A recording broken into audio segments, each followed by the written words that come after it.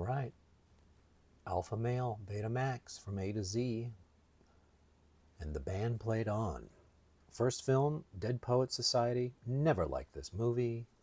I have never liked movies where the teacher gets through to the kids. It's just, I don't know. That wasn't my school experience. Nobody had time to get through to the kids. Poetry and all. It just, come on. I just don't respond to these kind of movies. The only one like that was really good was, who was the one with Jaime Escalante? The guy from Miami Vice played the teacher. Stand and Deliver. Lou Diamond Phillips was in it. And gosh, I wish I could remember that actor's name. It's on the tip of my tongue. He was in Miami Vice, and he was also in the new Battlestar Galactica, which was so good. And I'm sorry if you're watching this, sir. I just can't remember your name.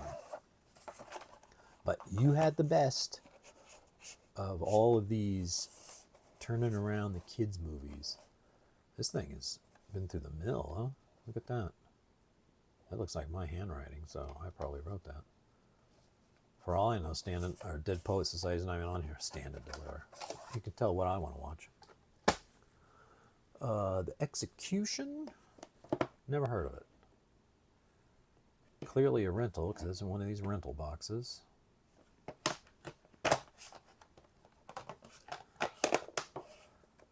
Oh, Fayetteville, our friend. 92 minutes, The Execution. I don't know. Is it one of those like that Sean Penn, Susan Sarandon movie? I don't dig those either. Or is it just some kind of violence exploitation movie?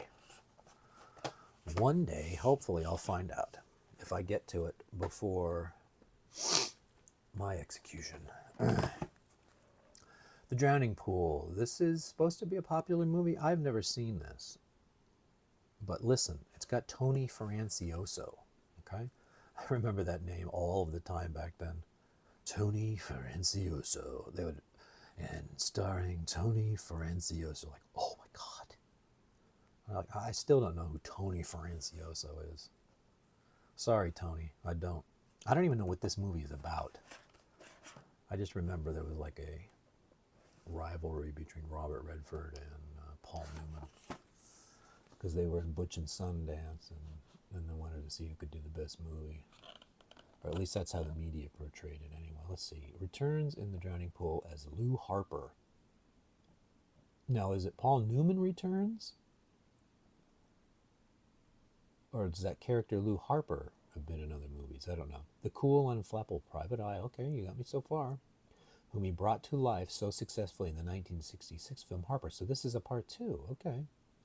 In the action-filled sequel, director Stuart Rosenberg, Cool Hand Luke Brubaker, who was in both of those, takes us to the steamy back roads and bayous of Louisiana in an intriguing murder mystery based upon the suspenseful Ross MacDonald novel.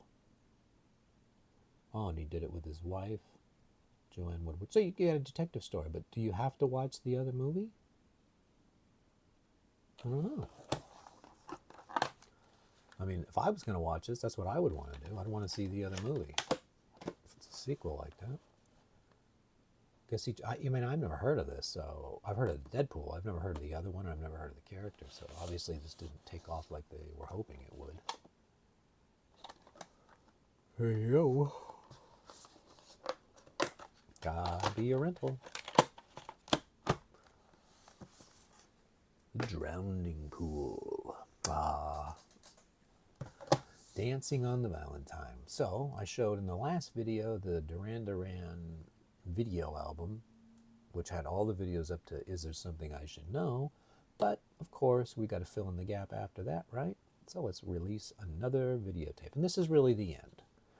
Because after this, I don't think Wild Boys is on this. This would have been the Seven and the Ragged Tiger album.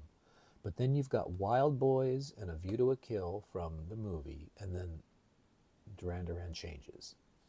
I mean, it would be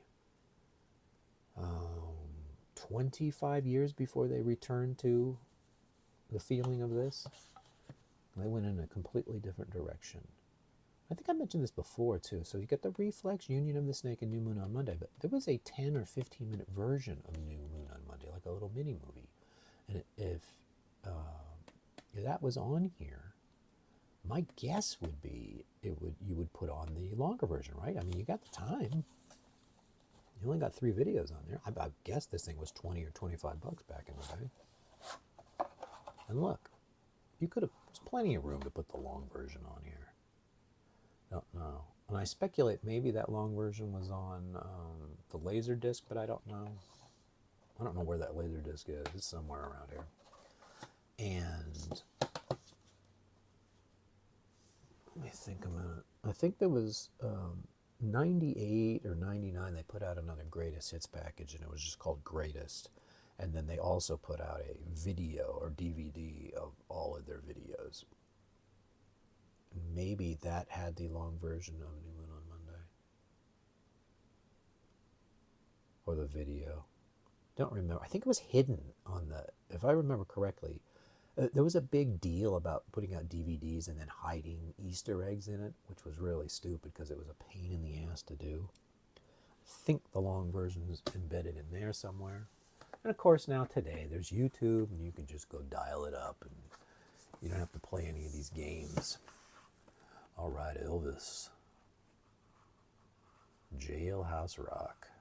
There you go. First pop star. You know, rock and roll pop star, sort of. Whatever. You know what I mean. You know what I mean. Special 99-cent rental. I mean, nobody was renting this thing. I don't even think I've seen this. Of course, I've seen the scene where he's jumping around. Doesn't he? He's in a cell block. It's 2 stories high, and he slides down a pole. Yep, that's prison, all right. Especially back in the 50s. You were in prison. You knew it, and you were sad. Now look at this thing.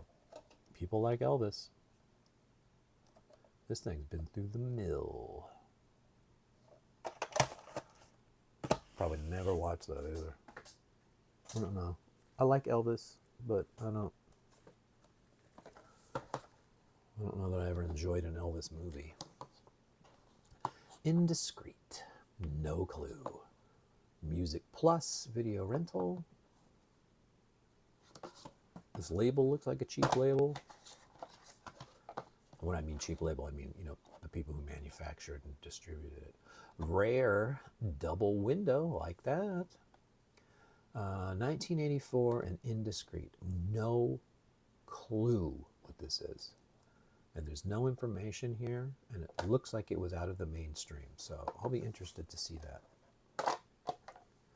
There might be a gem hiding right there.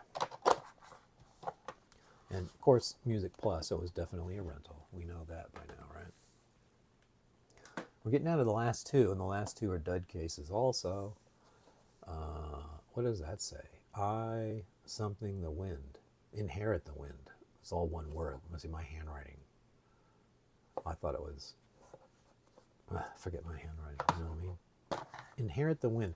I've heard of this, and I haven't seen it, so that I must have read the synopsis and was bored by it, so I didn't. Maybe it's a classic or something. I don't know. Even reading it, I don't want to even investigate what it is because it doesn't sound good to me. And then finally, Journey to the Center of the Earth. Now, is this The Rock and Journey of the Center? No. No way.